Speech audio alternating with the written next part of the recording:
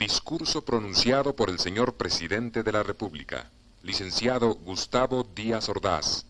en el Ateneo Fuente de la ciudad de Saltillo, Coahuila, el 1 de noviembre de 1967. Señor Gobernador Constitucional del Estado, señor Director del Ateneo Fuente, señores ateneístas, señoras y señores. Sé muy bien que no debiera correr los peligros naturales de una improvisación por las graves responsabilidades que pesan sobre mis hombros. Con mayor razón, si vengo en el final de una larga jornada de semanas de fatiga, de grandes tensiones emocionales, de enorme desgaste nervioso, que pueden hacerme decir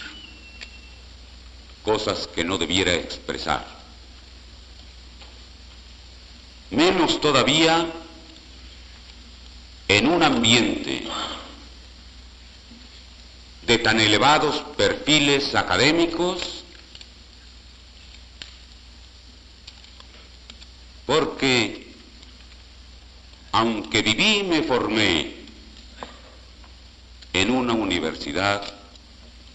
hace tantos años, que he dejado la academia, la investigación, el estudio del libro, y me he enfrascado exclusivamente en la lucha con la vida y por la vida. Pero sin embargo, estos noes y otros muchos que forman una montaña son otra vez aplastados por un grano de arena. Un pequeño grano de arena que dice sí. Así es de vigoroso lo positivo frente a lo negativo. Mi sola presencia está diciendo a todos ustedes mi estrecha solidaridad en esta ceremonia. Mi sola presencia en un momento, en un día, que muchos de ustedes, y para los demás es evidente, saben que era una fecha difícil, sumamente difícil, por los complejos compromisos que he tenido que atender para poder estar en esta tierra. Pero el hombre es el único ser que con palabras dice a los demás lo que siente y lo que piensa. Y no resisto el deseo de decir mi sentimiento y mi pensamiento en unas cuantas sencillas y breves frases que no aspiran ni con mucho a compararse a los hermosos, magníficos discursos que he tenido el privilegio de escuchar en esta ceremonia. Quiero expresar simplemente mi gratitud y rendir mi homenaje. Gracias por haberme invitado desde hace 11 meses a que los acompañara en esta hora. Gracias por recordármelo hace algunos meses y por regalarme este anillo que conmemora el centenario del Ateneo Fuente para que no se me olvidara.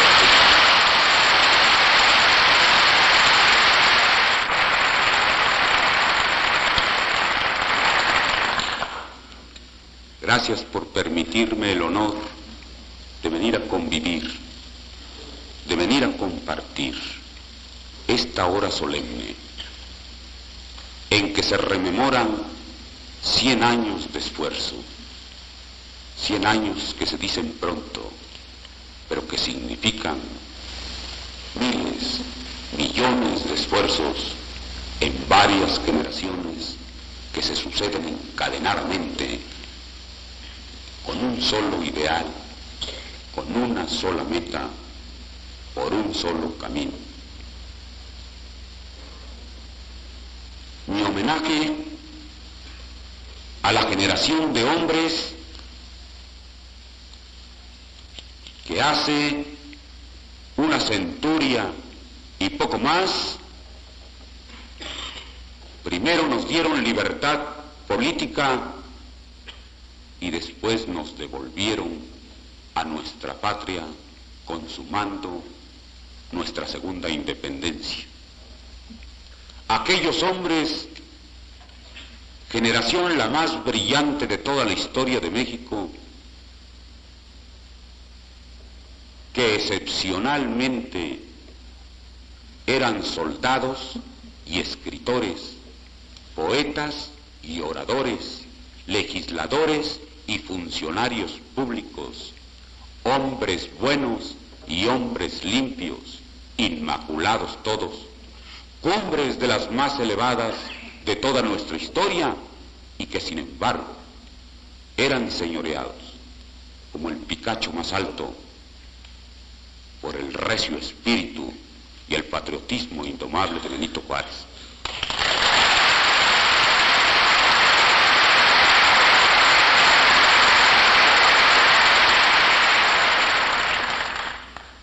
A 100 años de distancia,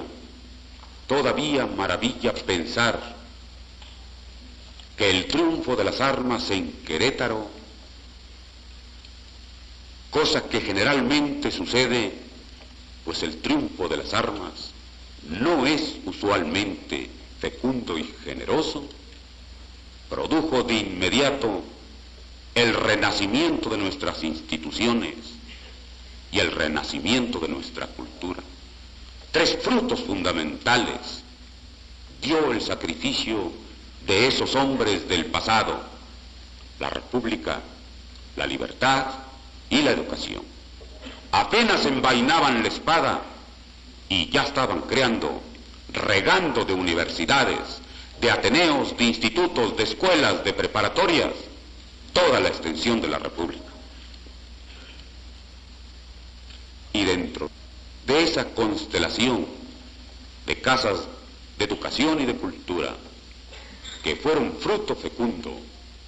de la reforma y del triunfo sobre el imperio, una de las más prestigiosas, que durante todo este siglo ha conservado su pura ley de institución incorruptible y blanca, es el Ateneo Fuente.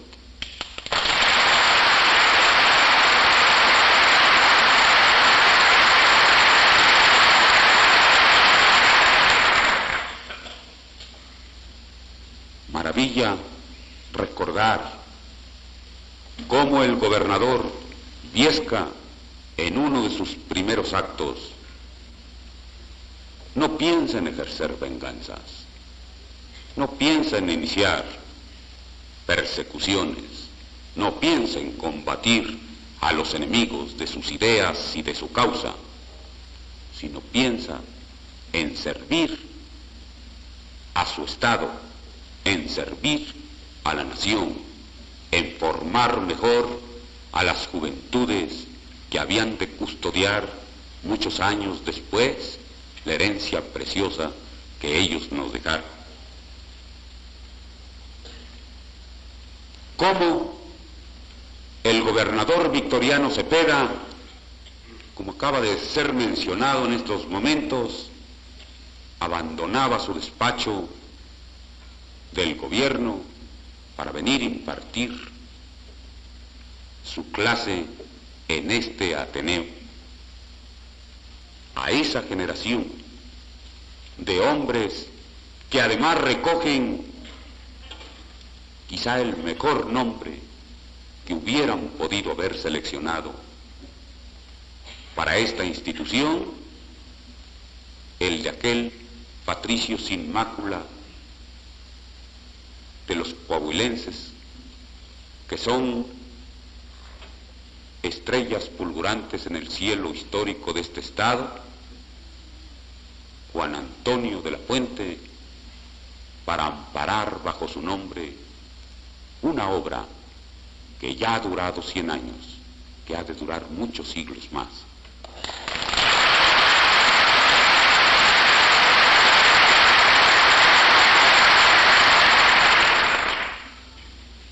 Mi homenaje a Juan Antonio de la Fuente,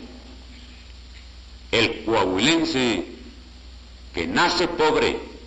crece pobre, vive pobre y muere pobre.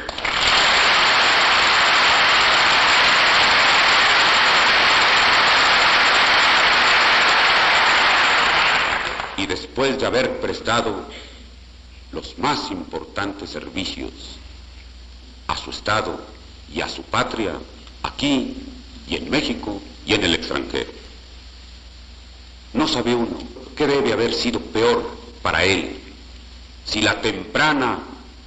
orfandad de su niñez o la extraña orfandad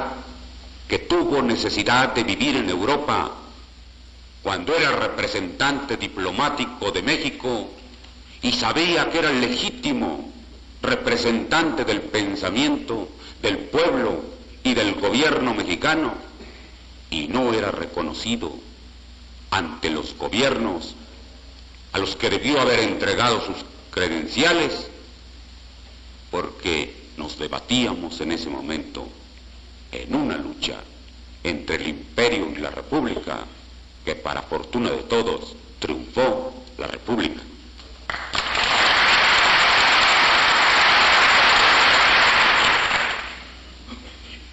No sabe uno cuándo es más grande Juan Antonio de la Fuente, si como modesto funcionario, si como legislador que sostiene vigorosamente en el Congreso mexicano el punto de vista de Coahuila contra el decreto de Vidaurri que la hacía desaparecer, si cuando expulsa valientemente al insolente extranjero Yecker, que había concertado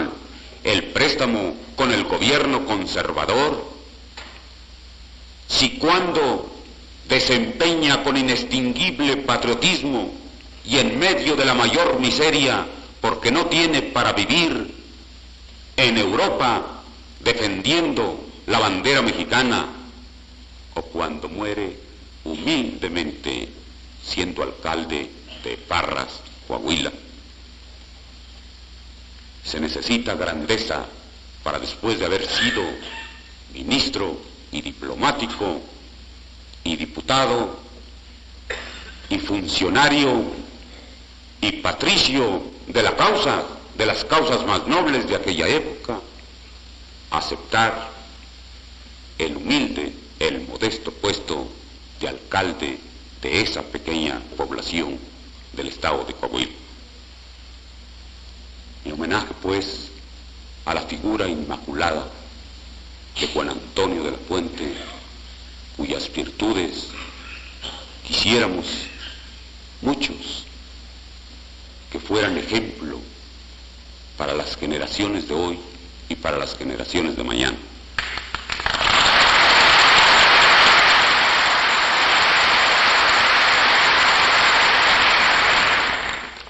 Mi homenaje a Coahuila que participa en la independencia con Miguel Ramos Arizpe y con Melchor Musquiz, a Coahuila de la Reforma y de la lucha contra la intervención en las figuras del general Andrés Viesca, de Victoriano Cepeda, de Juan Antonio de la Fuente y de Ignacio Zaragoza. Mi homenaje a Coahuila de la Revolución en las figuras de Madero y de Carranza.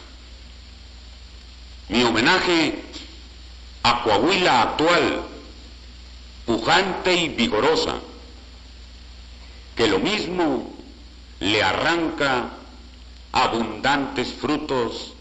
al desierto en la región lagunera, que penetra a las entrañas de la tierra para constituir una extraordinaria industria siderúrgica en Monclova, que actúa con dignidad y patriotismo sin mácula en la ribera izquierda del río Bravo, o que hace nacer escuelas desde la más pequeña, desde el grado de jardín de niños y de escuela primaria y de secundarias y escuelas técnicas y profesionales y normales, en la extensión toda de la entidad de Coahuila, en fin, que en Saltillo conserva los más claros prestigios ganados con la inteligencia, con el esfuerzo, con la sabiduría de sus hijos durante muchos años.